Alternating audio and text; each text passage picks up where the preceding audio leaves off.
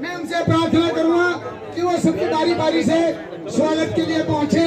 चलो एक एक करके चलते रहो, वैसे कोई बात नहीं। सैंडी बोले भाई थोड़ा हाई कर लो।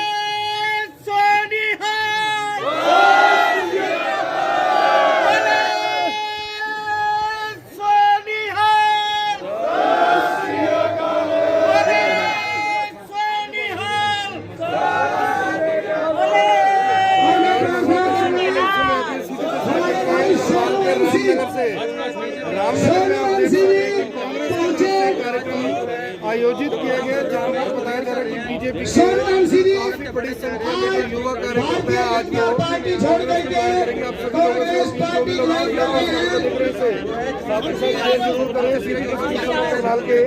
रामनगर से आप देख रहे हैं जहाँ पर कांग्रेस और जो कार्यकर्ता किया जाएगा उन्हें पार्टी में ज्वाइन करवाया जाएगा। आप सभी लोग वीडियो भारतीय जनता पार्टी छोड़ करके कांग्रेस पार्टी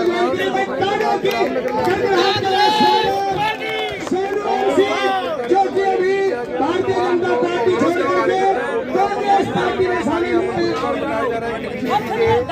कई कार्यकर्ता छोड़कर कांग्रेस में शामिल हो रहे हैं।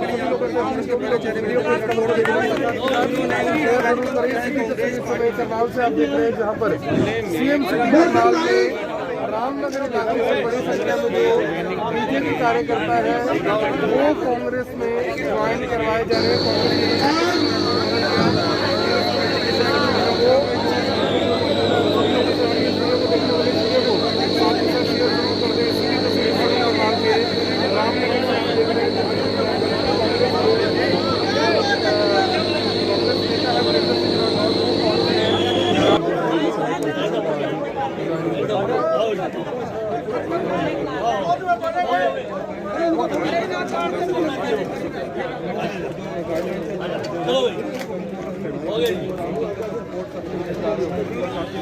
भाई वीरेंद्र राठौर जिंदाबाद, भाई वीरेंद्र राठौर जिंदाबाद, भाई वीरेंद्र राठौर। मनोहर लाल अगर ये सोच ले कि चंडीगढ़ में भी सेफ है तो वहाँ भी सेफ नहीं छोड़ेंगे इसको, जहाँ मर्जी ये भाग ले। या आपके आपसे या प्रेस वाले साथी आए हुए हैं। देखिए, नौजवान साथी मौजूदा सरकार की नीतियों से त्रस्त हैं, बेरोजगारी चरम सीमा पर है, law and order out of control है। नौजवान साथियों को ये लगता है कि पिछले चुनाव के अंदर जो भारतीय जनता पार्टी को इस इलाके के लोगों ने मत दिया था, तो रामनगर की भूल जो है वो थी कमल का फूल।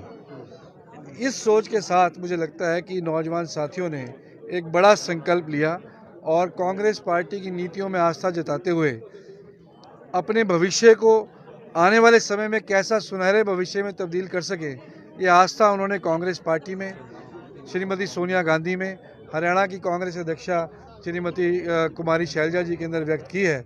और मैं आज तमाम साथियों को पार्टी में ज्वाइन कराने के लिए आया हूँ। हमारे सीनियर लीडर बहन उषा तुली जी हमारे बीच में उपस्थित हैं, संधू साहब, अजीत संधू जी हमारे बीच में उपस्थित हैं, और तमाम जोगा जी, हमारे कांग्रेस के मनिंदर जी, तमाम साथियों ने इस कार्यक्रम का आयोजन किया। हम सभी साथियों का कांग्रेस पार्टी में दिल की गहराई से स्वागत करते हैं और विश्वास दिलाते हैं कि उन्हें पूरा मान सम्मान जो है वो कांग्रेस परमिशंस बाकायदा प्रशासन से अप्लाई की थी और प्रशासन के द्वारा परमिशंस दी गई हैं। और मैं समझता हूँ कि सरकार की ये ज़्यादा जिम्मेवारी बनती है। अगर सरकार की आप रैलियों को देखें तो कोविड के नॉर्म्स की वायलेशन जो सबसे ज़्यादा जो है वो भारतीय जनता पार्टी के लोग कर रहे हैं। काफ़ी तादाद के अंदर आप देख सकते हैं। एक हमारे सोनू एमसी साहब भी हैं, वो भी उन्होंने भी ज्वाइन किया है भाजपा छोड़ करके कांग्रेस पार्टी को। और बहुत सारे साथी जो हैं, शंटी जी हैं, तमाम नौजवान साथी जो हैं वो भाजपा से भी और अन्य राजनीतिक दलों से भी, और सैकड़ों की तादाद के अंदर जो है वो कांग्रेस के अंदर आज शामिल हुए। प्रजातंत्र है और मुझे लगता है कि चुनावी नतीजों से पहले इस प्रकार के दावे नहीं होने चाहिए। लोगों ने मैंडेट दिया है और अभी आखिरी चरण जो है वो चल रहा है और 2 तारीख को गिनती होगी, दूध का दूध पानी का पानी होगा। देखिए, मैं तो हमेशा से बोलते आया हूँ कि करनाल एक अनाथ शहर की तरह है। पिछले लगभग 6-7 वर्षों में किसी की कोई सुनवाई नहीं करनाल के अंदर नहीं हो पाती है। छोटे से छोटा इवन भाजपा और आरएसएस का कार्यकर्ता भी मैं समझता हूं कि मुख्यमंत्री जी की नीतियों से त्रस्त है। आम आदमी की तो बात ही क्या की जाए, ना रोजगार है। छोटा व्यापारी, खास तौर पे रामनगर का जो हमारा इलाका है, प्रेम नगर का, लाइन पार का इलाका, ये छोटे व्यापारी हैं। यही काम और 3 साल हो गए। रामनगर की प्रमुख डिमांड रही है कि रेलवे रोड के साथ रामनगर को जोड़ा जाए और फुट ओवर ब्रिज को जो है वो हमेशा से मांग रही है। आप देख सकते हैं कि भाई कोई कार्रवाई पिछले 3 वर्षों में उसके अंदर लंबी चौड़ी कोई प्रोग्रेस नहीं हुई है। उसका मुख्य कारण ये है कि करनाल ने अब शहर से जिस विधायक का चुनाव किया है, उनका मानसिक रूप से कोई लगाव हमारे शहर के साथ नहीं है। वो एक टूरिस्ट के रूप में टूरिज्म करने के लिए, राजनीति का टूरिज्म करने के लिए करनाल में आए, लोगों की वोट ली और मोदी जी और अमित शाह के आशीर्वाद से वो प्रदेश के मुख्यमंत्री बन के चले गए। हमने हर वो दौर देखा है, हमने वो दौर भी देखा है जब प्रेमनगर का इलाका जो है काफ़ी पिछड़ा हुआ इलाका था। हमने बचपन में एक एक गली को साइकिल से घूम करके देखा है। हम अपने आप को दिमागी तौर से और निजी लगाव हम शहर के साथ रखते हैं, इसलिए हमें दर्द होता है। परंतु मुख्यमंत्री का कोई निजी लगाव हमारे शहर के साथ नहीं है, कोई दर्द उनके मन में नहीं है। शहर की जो पीड़ा है वो सुन नहीं पा रहे हैं।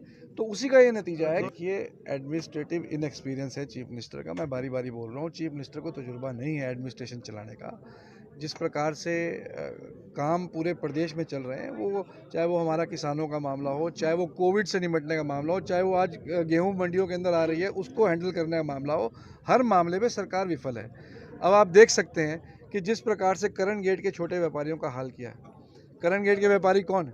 करण गेट के व्यापारियों ने 1947 के बाद जब ये हमारे व्यापारी भाई करनाल में आए थे, सब ने अपने खून पसीने की मेहनत से एक एक दुकान, जो आज ये बड़े बड़े शोरूम हम देख रहे हैं, ये इन लोगों की खून पसीने से करी हुई कमाई है, जो आज बड़े बड़े व्यापार बन रहे हैं। और जिस प्रकार से बेइज्जती और जिल्लत हमारे व्यापारियों की मुख्यमंत्री जी के सामने हो रही है, तो हमारे पास शब्द नहीं है।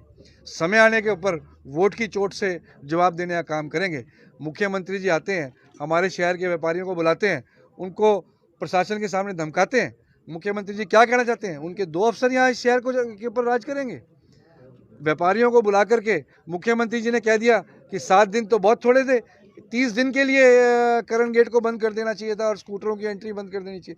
अरे मुख्यमंत्री जी, आप पैदल चल करके देखें, गुड़ मंडी के व्यापारियों ने किस प्रकार से अपने व्यापार को सीज करके आज इतने बड़े बड़े शोरूम बनाए करण गेट के ऊपर। चाहे वो नवयुग गारमेंट्स है, चाहे वो डायमंड वाले, ये तो हमारे अपने लोग हैं, भाजपा के भी पदाधिकारी हैं। क्या डायमंड रातों रात बन गई? डायमंड के बुजुर्गों ने दिन रात मेहनत करके उसको बनाया है। आज आप कहते हो कि भैया स्कूटरों की एंट्री बंद कर दी, मोटरसाइकिलों की एंट्री बंद कर दी। आप कल को लोगों की रोटी को भी खाना बंद करना चाहते हैं। आप नहीं चाहते कि लोगों के घर के अंदर 2 पैसे कमाई के आए। ये वही व्यक्ति करेगा जिसे वोट की कीमत का अंदाज़ा नहीं है, अपने शहर के लोगों की कीमत का अंदाज़ा नहीं है, अपने शहर के लोगों के लिए मन में और दिल में दर्द नहीं है। वो इस प्रकार की नीतियों पर चलने वाले लोग होते हैं। हम आज सब कांग्रेस के साथी खड़े हैं, आवाज़ उठा रहे हैं, हमारे अंदर दर्द है। दर्द इसलिए है कि इन्हीं गलियों के अंदर हम सब लोग पले बड़े हैं। हमने इस शहर को फलते फूलते हुए देखा है। हम नहीं चाहते कि भाई हमारे शहर के अंदर मुख्यमंत्री के इन एक्सपीरियंस से आज एक आदमी भी जो है उसके पास, इतने सैकड़ों लोग आज रामनगर के अंदर खड़े हैं। मुख्यमंत्री जी ने आकर के रामनगर में ऑफिस खोला चुनाव का, किस लिए भाई? लोगों ने कह दिया कि लाइन पार 1 लाख के करीब वोट है, तो आप ऑफिस खोल करके लाइन पार के लोगों को मूर्ख बनाने का काम करते हैं। आपने आज तक लाइन पार के लोगों की सूध बूध ली है? नहीं ली। आपने 70 करोड़ रुपए शहर के चारों तरफ दरवाजों पे लगा दिए। आपने 100 करोड़ रुपए की लाइटें शहर के अंदर लगा दी, जो आज बंद हैं। आज सारी लाइटें बंद हैं। ये 170 करोड़ रुपए के अंदर अगर रामनगर के अंदर आप मल्टी स्पेशलिटी हॉस्पिटल बना देते तो रामनगर का भला होता। देखिए, कांग्रेस हमेशा लोगों के बीच में रहने वाली पार्टी है। हमारे तमाम कांग्रेस के लीडर्स रामनगर एरिया के हमेशा लोगों के बीच में रहे हैं। उषा तुली जी ने बहुत लंबे समय तक सेवा की है। संधू साहब हमारे खड़े हैं, इन्होंने बहुत लंबे समय तक सेवा की है। शर्मा जी हमारे खड़े हैं, ये सारे हमारे भाई हैं, इन्होंने इस सारे इलाके की सेवा की है। तो ऐसा नहीं है, लोगों को एक उम्मीद थी, लोगों को एक बदलाव की उम्मीद थी। मोदी जी आए थे करनाल में, मुझे आज भी याद है 2014 की रैली के अंदर लोगों से पूछा था क्या आप करनाल को स्मार्ट सिटी देखना चाहते हैं कि नहीं देखना चाहते हैं। लोगों को लगा कि शायद बहुत बड़ा बदलाव करनाल के अंदर होगा, आप मुख्यमंत्री करनाल से होगा तो एक बहुत बड़ा बदलाव आएगा। लोगों ने उस आशा की और उम्मीद के लिए वोट दिए थे। पर ये तो बाद में पता लगा कि जिसको हीरा समझ रहे थे वो पत्थर है। करनाल की जनता ने पत्थर को हीरा समझ के वोट दी थी और बहुत सालों के बाद पता लगा कि जो हीरा जड़ा है वो तो असली में पत्थर है।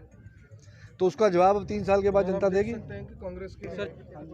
जिस चीज़ से करनाल के लोग परेशान हो सबसे ज़्यादा वही काम जो है वो ये सरकार करनाल के अंदर करने जा रही है। मैं जानता हूँ आपका इशारा करण गेट के नए फ्लाईओवर की तरफ है, पर हम भी तैयार है कमर कस के।